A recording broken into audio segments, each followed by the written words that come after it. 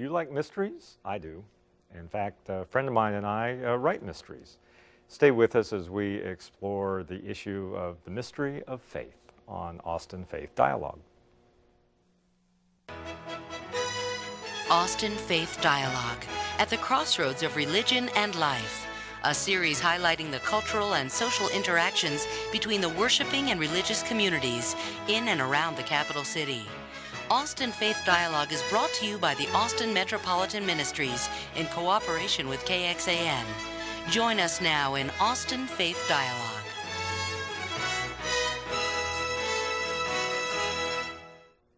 Welcome to Austin Faith Dialogue. I'm Chuck Meyer, and since it's October, we're thinking about Halloween and special holidays, and that got me thinking about mysteries, and particularly the mystery of faith. There are a lot of people who write mysteries regarding religious characters or have faith issues in them.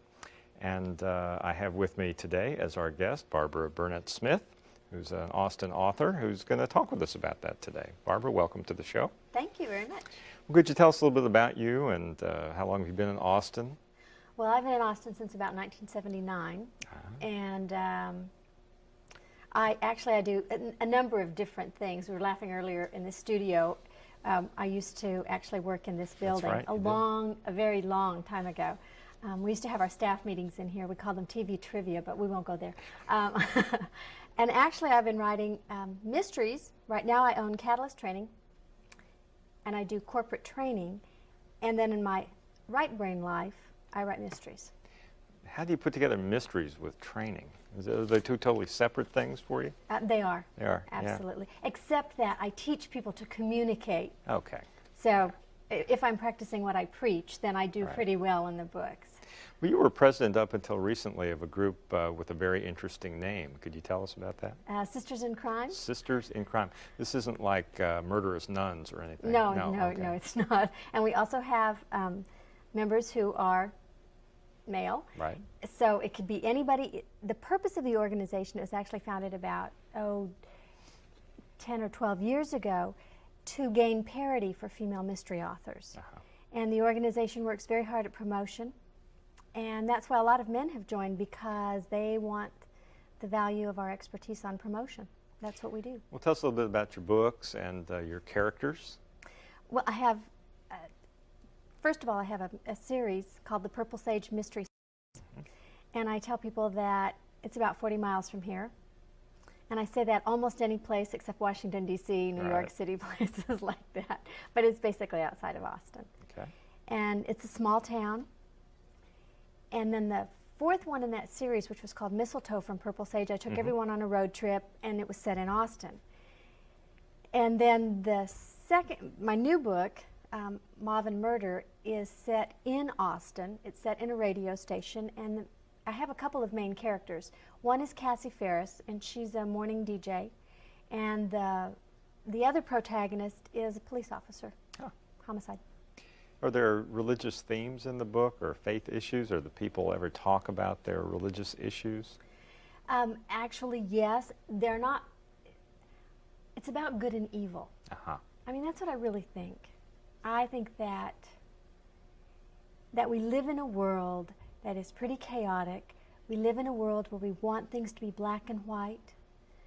We want them to be orderly, and we want to have justice, don't you think? Yeah, unlike the front page of the American Statesperson. That's the one. That's the one. See? Right. And so we don't have a lot of justice. So I think that mystery, and certainly my mysteries, good wins in the end. Justice triumphs, and it doesn't get caught up in court. We don't go there. We don't talk about that. We just have good and evil. I agree. I think that's one of the attractions of mysteries, particularly murder mysteries, but also detective genre in general. There was a guy a number of years ago in Austin, Austin Presbyterian Seminary professor, that taught a course called The Gospel According to Sherlock Holmes or something like that. And his contention was that mysteries follow the exact same plot line as the Bible, that you start off where everything's good and there's order, talked about order and chaos earlier. And everything's very orderly, and then bam, something bad happens, the fall, and then you spend the rest of the Old Testament, New Testament, with various people pulling the puzzle pieces back together and restoring order, and then there's chaos and then order and chaos. And at the end of the New Testament, you end this book with a surprise ending, an empty tomb. So it follows the same sort of plot line as Old and New Testament, and that's kind of another attraction because it follows kind of the ebb and flow of our lives. You were talking earlier about bringing order from chaos and good and evil. Good wins out over evil. The good guys win, even though they may get battered a little bit. They do. Mine always get battered. Oh yes, it's important. In mine too. They also battered. I wonder why that is. Why do we do that? Because you have to. Right. I mean, because if evil isn't big enough, then who cares whether you win over it or not? Also, unscathed heroes, I think, are unbelievable. I think so too. Another biblical model here. Yeah. But really. I think so, and it also shows that they're really in there fighting, and it shows their determination. And they're grappling against something that's real. This is not an imaginary, unharmful, just close your eyes and it'll go away. There really is some engaging with the evil, which I think may be another attraction. People kind of look at that and see their own engaging. I think so too. I think that, we live in a world that's it's so easy to look at and just see nothing but grays.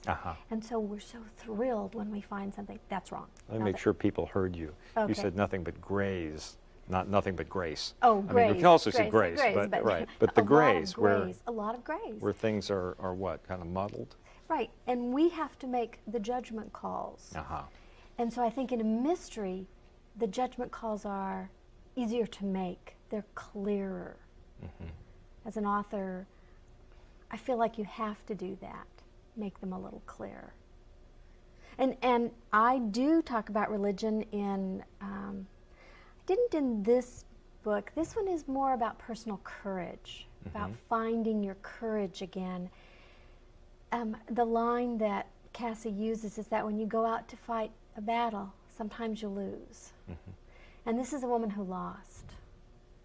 And she lost custody of her youngest daughter. And so the book, while she is battling evil on one side, she's also battling the results of that so that she has to find her own personal courage to go forward and fight again. Again, a kind of a spiritual struggle. Absolutely. People in our audience facing the same kind of spiritual struggles, whether it's loss of a child or a loss of a loved one, actual physical loss, a death, or even losses such as kids growing up and moving away. May be attracted to the kind of issues that our characters deal with. How'd you get into writing? Oh, that's a long story. My father-in-law was a mystery writer, Thomas B. Dewey, and he was a contemporary of Raymond Chandler's. And he was just the kindest, most wonderful human being. And so I thought, well, if Tom can do it, I could try it at least. So I did. That's not necessarily true, okay, because Tom could do it, I could do it. Right. And this is how many books later now? Oh, yeah, well, we won't go into there, okay? There was a lot of books later, a lot. But that's how I started. And then my very first book, I kept saying I want to write a mystery, and I want to write a mystery, and I was living in Brady, Texas, and there was this young man who escaped from Huntsville prison, 18 years old. First of all, I couldn't figure out how he got into Huntsville at 18, and then how he got out. Locksmithing was his trade for rehabilitation. Duh. Yeah, well, they don't do that anymore, from what I understand. But he was kind of a Sundance Kid character, and he did the most amazing things. He escaped from jail in Brady after they caught him, and then he stole a new car, and he stole a watchdog because he needed protection. People were after him. But he never hurt anyone. And he fascinated me because he was someone we should have put on our side, and we didn't. And so a friend of mine said, if you can't write about that, you can't write. So I wrote about that. We've been in touch with, as the president of Sisters in Crime, you've been in touch with a lot of mystery writers around the country. Do you see trends? You know, in other areas, we see a real interest in spirituality. Do you see mystery writers dealing with spiritual themes more frequently than before? Is that true or not? I think it's more acceptable to deal with that That's interesting. because you used to have, you know, it's like separation of church and state. Uh-huh. The mystery was its own thing. And not only that, the tradition was it had to be a hard-driving, you know, Yeah. a hard-fisted, Heavy drinking, heavy-drinking, big-fisted detective, right? right.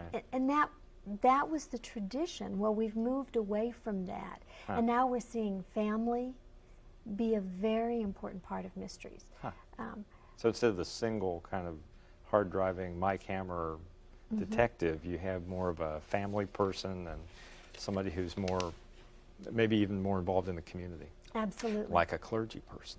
Like What your a, books. What a concept. Like your books. That's right. My books deal with, I have the Lucas Holt mysteries that are all set in Austin. I have a new book I'll show in a minute called Death Angel that's set in New York, both of whom involve clergy as the primary protagonist, which raises some interesting issues. How is it, we'll talk about it after the break here in a minute, but how is it that we are such wonderful people like you and me end up writing about killers and murderers and following after them and going after the dark side?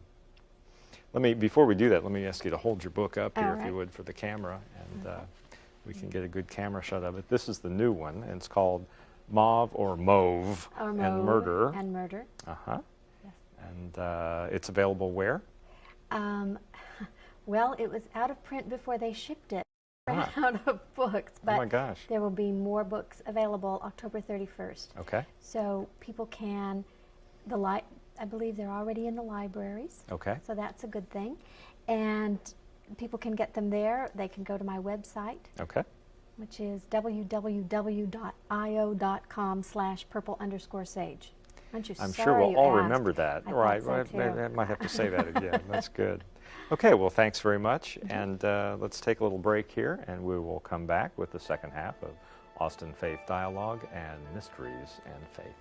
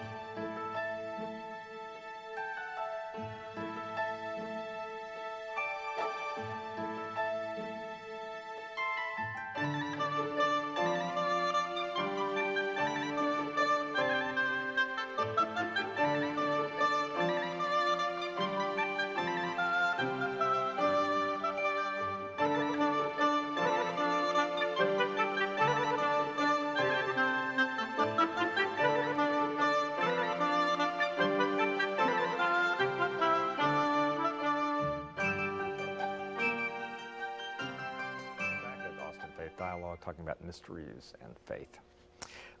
Before we get into that other topic we're going to talk about, who do you like to read? Or do you read? I mean, a lot of mystery writers don't read anybody else. I do some. Yeah. Of course, I've read your books, and I think they're wonderful. Oh, thank you. And we should even say that I read that book before it got published. That's right, you did. That's You right. had some major input into that book, as I Yeah. recall. Worked in a writer's group together. That's right. But I like to read, lately I've been reading the Harry Potter books. Yeah. And Talk about spirituality. good versus evil, and yeah, that's right. yeah. A real shift, real Yeah. shift. Wonderful books. So you liked those books? I did. Yeah, They're yeah, very I did too. Not without controversy. There are people who believe that they are bordering on the demonic. I've heard that. That they, overly portray evil. I don't know. I mean, the major, I guess, critique I've heard is that the demonic stuff. That was not my experience reading them at all. No, mine either. And you know, the Poke a big phenomena as Yeah, well right now. right. And those creatures are just created to fight. I mean, that's their only purpose. So I think children take a lead from their parents as to what they get from a Yep. book. And depending on who they are, they will get different things. But I didn't see it as demonic either. I saw didn't it as either, right and fun. it was, you know, it really fits in with the mystery theme because there are mysteries, there are detective stuff going on. Yes. There's, you were describing it earlier, as you coming along on one track, and all of a sudden, bam, you get knocked off that track, and how did that happen? And it's just like real life. Yes. Pretty amazing. Who else? Do you read anyone else? Actually, I like humorous mysteries a lot. Ah. So I read people like John Hess and Leslie O'Kane, and yes, Joan Hess saw my book Mauve and Murder, and she said, "Oh, Barbara, is that like French purple sage?" I said, "Yeah." She's a character. She's got a wonderful sense of humor. I've been reading Michael Connelly and John Sanford, neither of which are religious writers. Anybody, Yeah, don't you're rush out and buy those books if you're No. interested in religious writers. No. But I just like the plotting of it. Well, let's get the other issue. How is it that we write such books as Mauve and Murder, or let me hold mine up here. Please. It's called Death Angel. See if we can get a shot of it there. There we go, Death Angel. The little angel on the front here is the serial killer leaves an angel at the scene of every crime. And the protagonist is a clergy, actually a hospital chaplain. Imagine that. Oh, well. Too strange. I don't know where I got that idea. That what you know. Who generally figures out that maybe the guy who's been locked up for the Death Angel murders for 10 years isn't the guy who did it. So how do we come up with these kind of dastardly deeds and murderous plots? And do you get that question when you go out and speak? Yes, I do. Yeah, I do too. What do you say? I tell people that I think that human beings are like crystals, and we have all of these facets, and it depends on the environment around us and where the light is shining on the crystal as to what facet shows, and I think that's the same thing is true with human beings. I think it's all inside of us, and we make a lot of choices. Lot of choices. You ever get resistance to that idea? From people? No, because I talk fast You and talk, move on to talk something fast else. and get they out don't, of there, they right? don't have a chance. They but- don't quite hear it. That Right. can't be what she said. Yeah. Um, But yes, I really believe Yeah. that's true, that there are pieces of it. You know, again, we've got, you know, little pieces inside of Yeah. us, and we don't grow those pieces. yeah, yeah, they're there. They're there. They're there. Right. And I used to work at a penitentiary in New York, and used to go out to different congregations on a Sunday. And the interesting thing was, the most difficult part was for people to hear and accept that anybody sitting in that pew could do anything that my guys back in the pen had been locked up for. I mean, there's this disconnect. It's like, that is not me. I could never do that. Well, let me tell you something.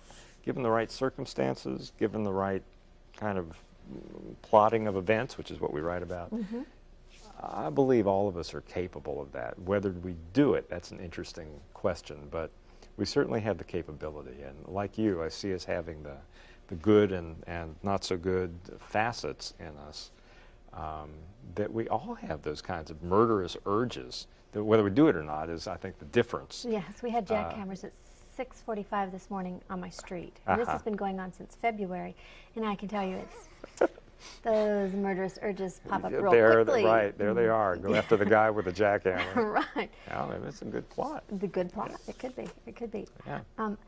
But I think taking characters, what's interesting to me is that human beings are just fascinating creatures anyway. I mean, you just look around. You get to know any human being, and they're pretty fascinating. I don't care who they are. And so they're so much fun to take those creatures, these wonderful humans, and put them in situations. And I sometimes don't have total control over my books. I shouldn't say that, but it's true. I don't have total control. And sometimes I think that the characters do things. But it's great fun to do that and then to bring the order out at the end and to make it right, to make it okay for them. It also, again, to go back to the biblical image, it really is, a friend of mine used to say, the Bible is not a model for morality, it is a mirror for identity. Love that line. We look to the Bible not to see what to do. I mean, if you look at the Bible to emulate behavior, you would be in Huntsville by like day after tomorrow. So we look to the Bible not to tell us what to do, but to see who we are. We look in this mirror and we see who we are. And who we are is people that do sacrificial things and do really good things and help people out. And we are people who do some pretty dastardly deeds and murderous things and lie and cheat and steal and run after other people's spouses and just do, run away from God and reject forgiveness and all that stuff, as well as the very powerful images of who we are as loving, giving, sacrificial, forgiving. And it's that mix right about, and it may not be in one character. It may be a conglomeration of characters, but when you put all your characters together in your book, it's interesting. You've got all those facets, I would think. That's how I feel about it. And people say, I just filled out a questionnaire for something, and they said, would you be friends with your characters? Well, most of them, absolutely. Most of them, yes. I spend a lot of time with them. One or That's two. right. One or two. No way. I'm a little distant. Yeah. But most of them, absolutely. Sure. Because I spend a lot of time with those people. I have a lot in common with them. After all, they don't do anything I haven't thought of first. That's so right. That's right. Or they don't do anything that anybody watching this program hasn't thought of first. That's right. And that may be another interesting attraction of the mystery genre, is that it's a little edgy. It permits us to kind of look at that part of ourselves in terms of mirror image from a safe distance. Well, and I think you identify with the protagonist or the main character. And so you're identifying with good and you're challenging your own courage. I would do that. Yes, I would go after that person. Right, I would do this, you know. Yeah. And whether we would or not is another Yeah. issue. But I have this other theory. I have these wonderful theories, you see, as writers. And one of them is that we are also parrots, that we learn to walk and talk and all of these other things by watching the people around us, for the most part. And I think we also learn who we are, like you said, from the Bible, from watching these other characters, and we also learn how to behave from these other characters. So we get to set up both the sympathetic, the good guys, and then we get to set up the bad guys. Let me ask you this. There's some critique of those of us who write these mystery genre. People would say, well, you're adding to the violence in people's lives, or that people might see that mystery or see the murderer and think, well, maybe they're trying to emulate that, or boy, that was really I don't know. I mean, it's a Hollywood deal too, that violence on the screen promotes it in the society. Can you make that argument with mystery novels?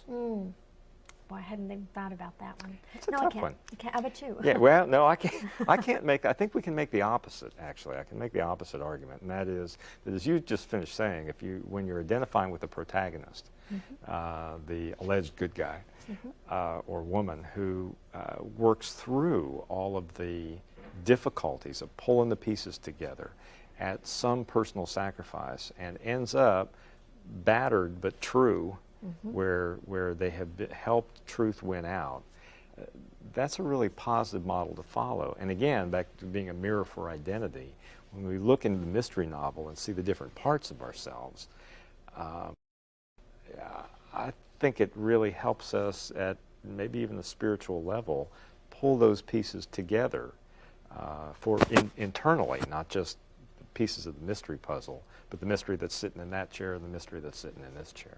So they might even be a source of healing. I think so. I think they're a source of inspiration. Inspiration, yeah, I like that. Because, we're all faced with choices. And we emulate characters. I mean, back from the days when people emulated Nancy Drew and the Hardy Boys. Yes. Absolutely. Right. There you go. That's why we're sitting here. Yeah, that's right. I like them. And so in emulating the Hardy Boys and Nancy Drew and Jolie Wyatt and I can't remember his name, Reverend Lucas Holt. Lucas Holt, brain dead. I think we find pieces of ourselves and we bring those, again, that's taking that facet out and polishing it off and growing that one. That's a nice phrase, polishing it off. Did you That like would that? be good. That was good. I'm a writer, or I should be. Or something. Yeah. Say, you just have a couple minutes left here, but we were talking before the show about the one comment, the one line from the dialogue in one of your books. Would you say what that was? I really like that. Yes, a tragedy has occurred in this small town, and all the teenagers are stunned because it was one of their idols who was killed. And so that Sunday, Jolie and her family are going to church. And Matt likes the Methodist church because that's where he grew up.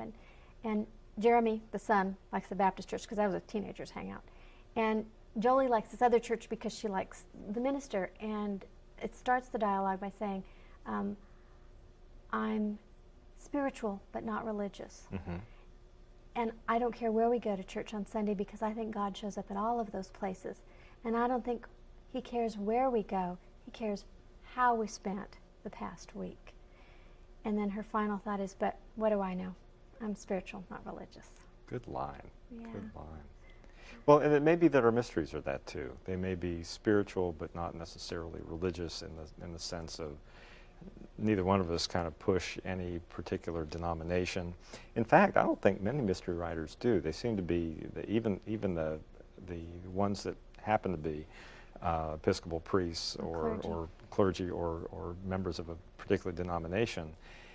They talk about their faith in spiritual terms, not in terms that are particular to that group. And you know, it's interesting because remember I said that mysteries, or you asked me and I said I thought mysteries were changing. And the families are coming to the forefront, and we are taking on more spiritual issues, I think, lightly. We've gone from the hard-driving guy. But the other part of that, I think, is that kind of move through into this new thing. We've moved away from the strictly religious ones that we had, and they were almost all Catholic. We had priests and nuns. That was about it. I got to meet Sister Mary Carol Ann O'Marie something. Anyway, charming woman. I love her books. All right. So, Well, Barbara Burnett Smith, thank you very much for being on Austin Faith Dialogue. thanks for having me. And we hope that people will be joining us next week. We hope you've enjoyed the discussion of mysteries and faith just in time for Halloween. And we hope that you'll think about these issues. Give us a call if you'd like. I'm at St. David's Hospital. And see this as a meaningful ministry of Austin Metropolitan Ministries. Thanks very much for joining us, and have a good week.